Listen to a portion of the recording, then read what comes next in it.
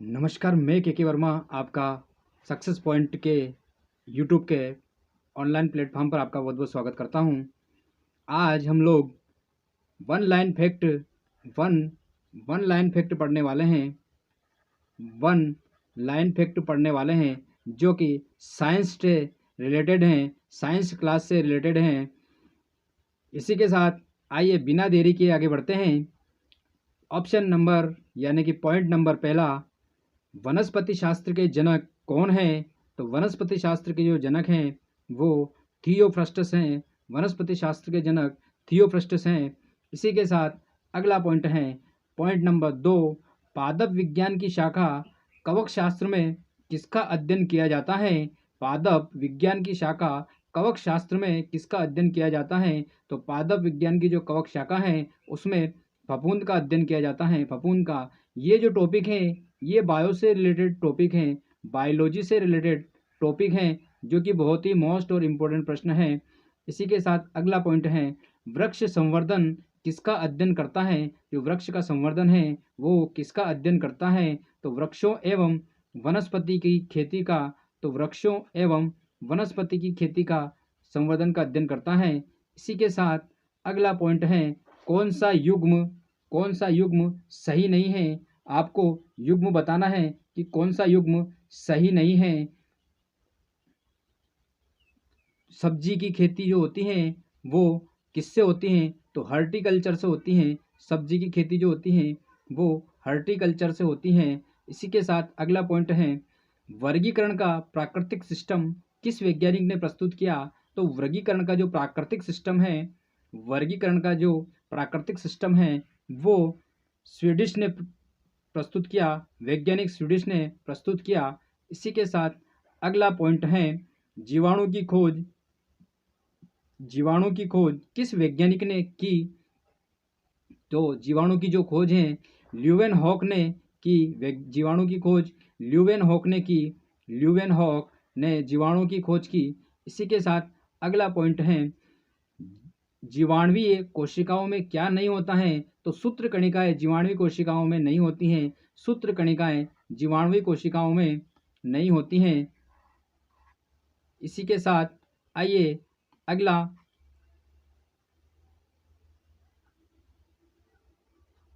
Point है bacteria में पाए जाने वाला प्रकाश संश्लेषी आशय क्या कहलाता है? तो बैक्टीरिया में एक प्रकार का प्रकाश संश्लेषी आशय पाया जाता है जो कि वर्णलवक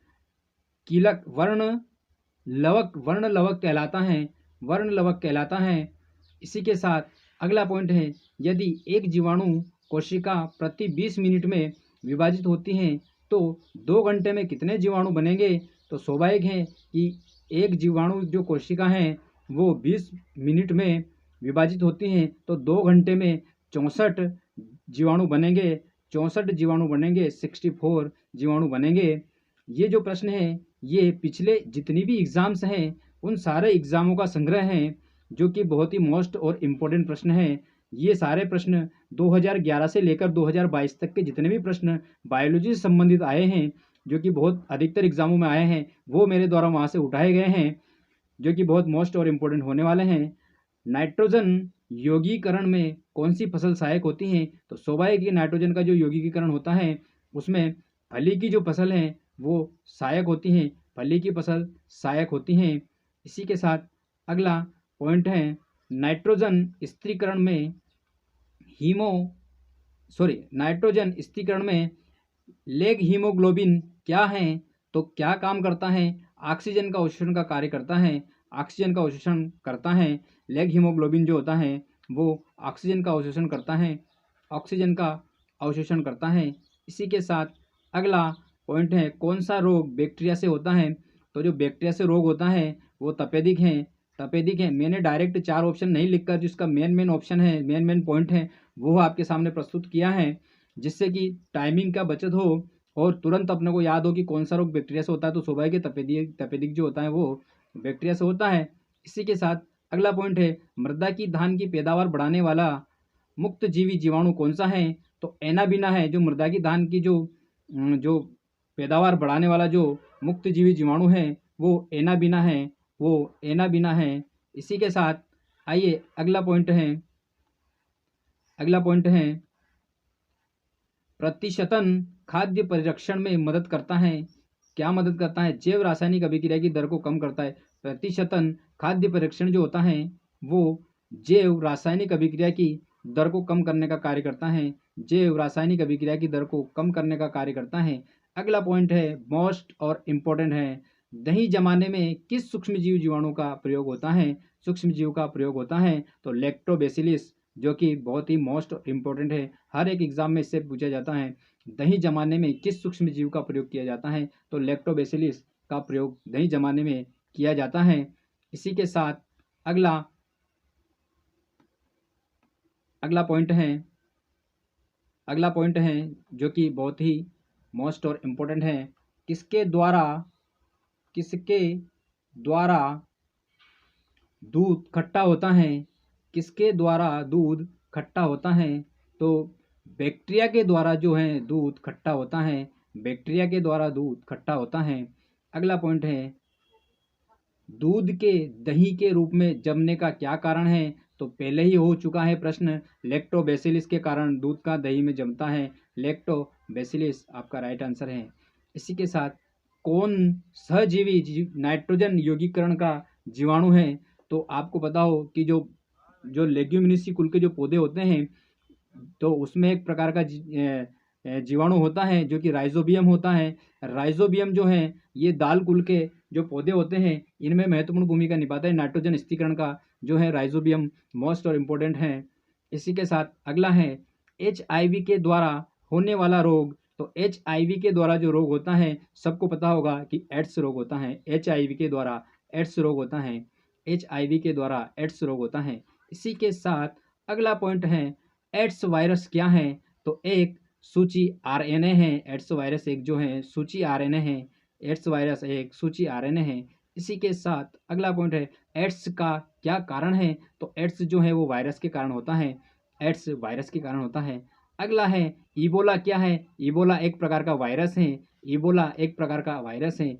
AIDS कैसे फैलता है? एड्स कैसे फैलता है? तो शारीरिक संपर्क के द्वारा फैलता है। ये जो एड्स से संबंधित जो प्रश्न पूछे जा रहे हैं ये प्रत्येक एग्जाम में आए हुए प्रश्न हैं जो कि मेरे द्वारा उठाए गए हैं। तो ये जो एड्स से संबंधित प्रश्न हैं इनको आप ध्यान से देखें। और इसी के साथ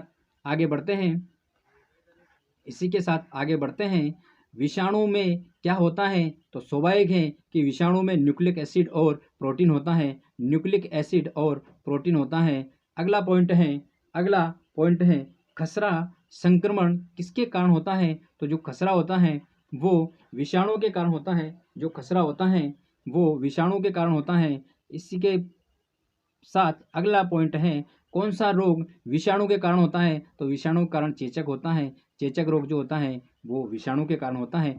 ये वन लाइन इफेक्ट बहुत ही मोस्ट और इम्पोर्टेंट वन लाइन इफेक्ट हैं जो कि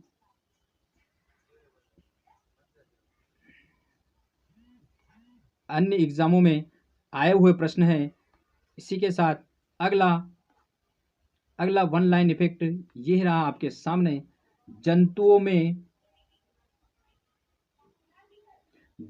में होने वाली फूड एंड माउथ रोग किसके कारण होता है?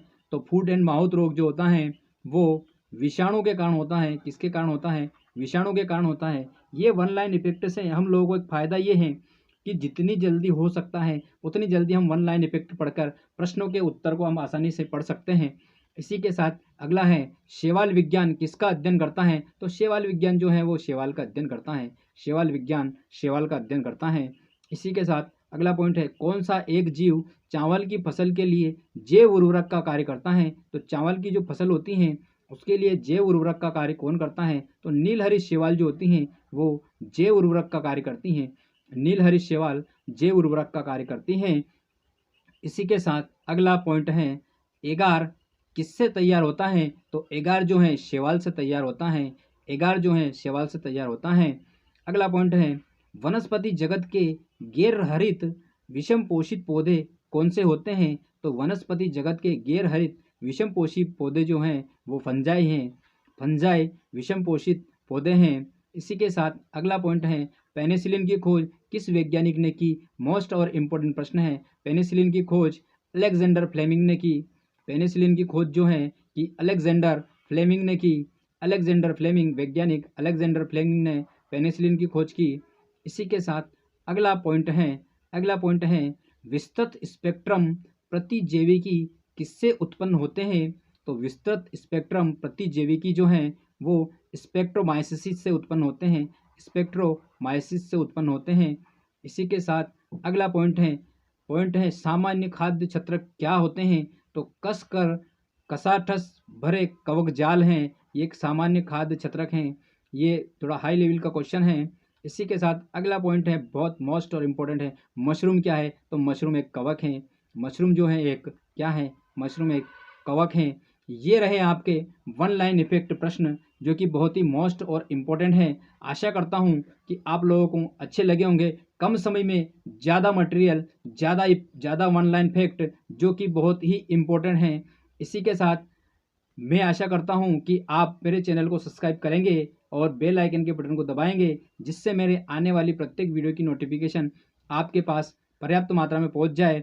आशा करता हूं सब्सक्राइब करें सक्सेस पॉइंट बाय के सर और बेल आइकन के बटन को दबाएं। और अगर वीडियो अच्छा लगा हो वन लाइन फैक्ट का तो मुझे लाइक करें, कमेंट्स करें। और इसी के साथ मिलते हैं अगले लेक्चर में। जय हिंद, जय भारत, वंदे मातरम, जय श्री कृष्ण।